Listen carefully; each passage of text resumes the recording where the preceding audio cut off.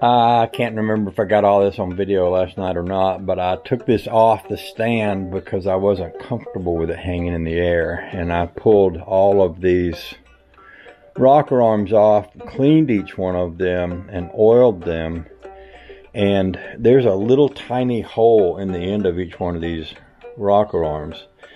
There's also a tube that runs down between the rocker arm and the lifter. Here's the tube from the inside right here.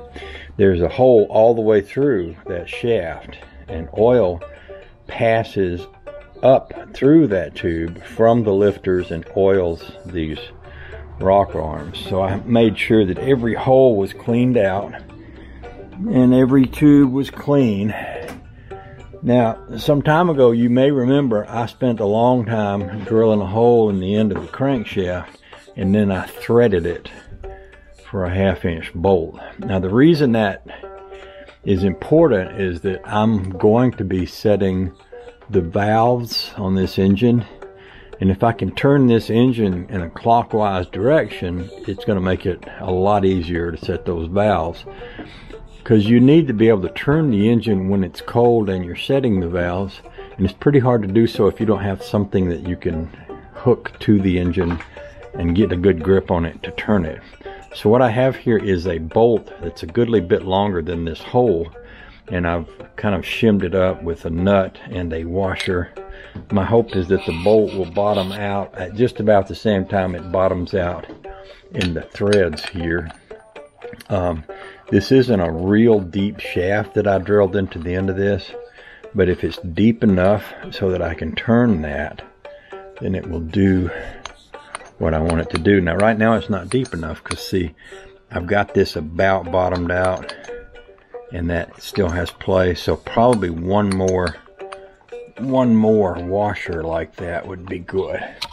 So I'm gonna sit you over here for a moment while I go and find another washer, and then I'm gonna come back and we're gonna hook a goodly sized wrench to that, and we're going to turn that.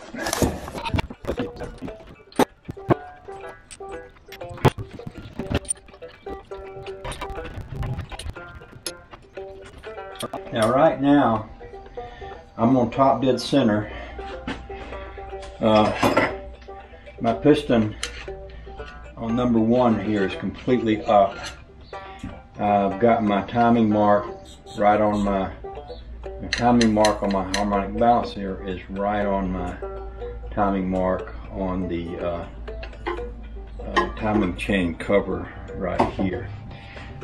Both of these lifters are down, meaning that in order to tighten these two now, then they would be just about right. Now what I'm going to do is give me another socket, and I think that's a, oh, I can't remember if it's a 5/8, but it could be 11/16. That's an 11/16. So what I'm going to do is basically with this wrench, and this is, let me double check this, but it's exhaust intake. So this is exhaust intake, intake exhaust. So what I'm going to want to tighten first, I believe, is my exhaust. Now I looked in a book to get this right a while ago. I'm going to take a look at what I have here just to double check. So what I want to do is number 1, cylinder until the exhaust push rod just begins to move up. So this is the exhaust push rod. So what I'm going to do is I'm actually going to snug this first one down until it's just barely making contact. And I'm going to have to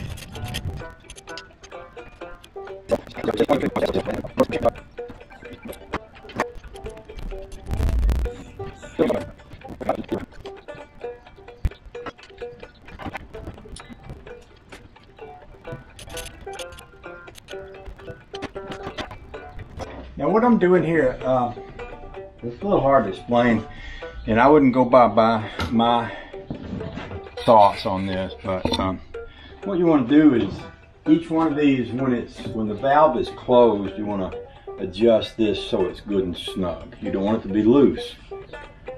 They say until you can almost just barely turn this push rod here under the pressure of that, and then after that go another quarter to a half turn. You want that to be good and snug there.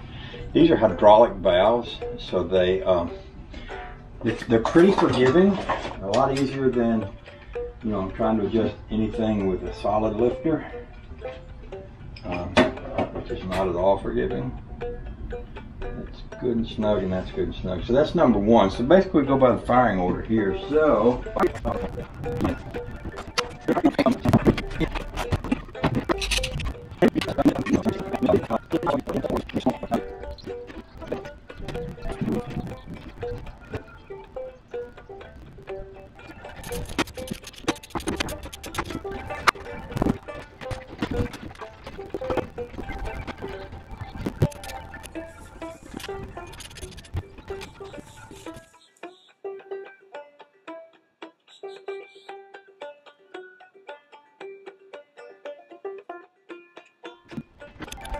So I'm not going to really talk about how I adjusted the valves because it's a little complicated, but it's actually pretty simple. The bottom line is when each of these valves are closed, you want these rocker arms to be snug, but not so snug that they're keeping the valve open. And one way to tell is if you grab this and try to turn it, you can just barely turn these. Now, you can tell that these two right here are closed. You can see the lifters are all the way down, as opposed to this one where you can see the lifter is raised up on this one, but it's down on that one. What the book over there will do, and there's all kinds of different things probably that you can find on the internet that makes it even easier, but it'll basically say start at number 1 top dead center and adjust certain valves. It'll say adjust 4 intake valves on cylinders 1, blah, blah, blah, blah, and then intake, and then exhaust valves on cylinders, blah, blah, blah, blah, and then it'll say turn it 1 revolution, which put number 6 cylinder at top dead center. Now you can tell that in a couple ways. One is that both of these are lowered. Both of these valves are lowered, meaning these valves are closed. And if you stick a screwdriver in the spark plug hole, that's where the piston is, right there, right there.